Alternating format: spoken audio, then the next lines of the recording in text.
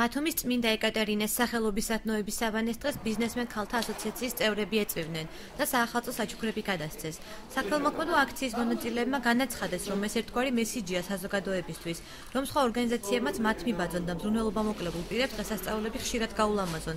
საჩუქრების გადაცემის შემდეგ ღონისძიების ორგანიზატორებმა სათნოების სავანის ბენეფიციარები ერთ-ერთი ორგანიზატორი ქალბატონის საკუთრებაში მყოფ სილამაზის სალონში წაიყვანეს და იქ მოემსახურნენ, რითაც შეეცადნენ მოხუცებისთვის სადღესასწაულო განწყობა შეექმნათ. ასოციაციის წევრმა ეკატერინე ბენდელიანმა ჩვენთან საუბრისას განაცხადა, რომ ასეთი აქციები სამომავლოდაც იგეგმება და მოსახლეობა სამხრივ მეტი ინტერესის გამოჩენისკენ მოუწოდა. ჩვენი ორგანიზაცია, ესე იგი აჭარის საბაჭო სამრეწველო პალატის ხელშეწყობით დაფუძნდა აჭარის ქალ ბიზნესმენთა ასოციაცია, რომლებიც ძირითადად მუშაობთ ქველმოქმედებაზე, გეგმავთ და პერმანენტულად საქველმოქმედო აქციებს. დღევანდელი ჩვენი ერთ-ერთი ღონისძიების მიზანი იყო, რომ მიტოვებულთა წმინდა ეკატერინეს სახელობის მიტოვებულთა მოხუცებულთა თავშესაფარში მისულიყავით ერთი ლამაზი დღე, რო გვეჩუქებინა ძველი საახალწლოდ.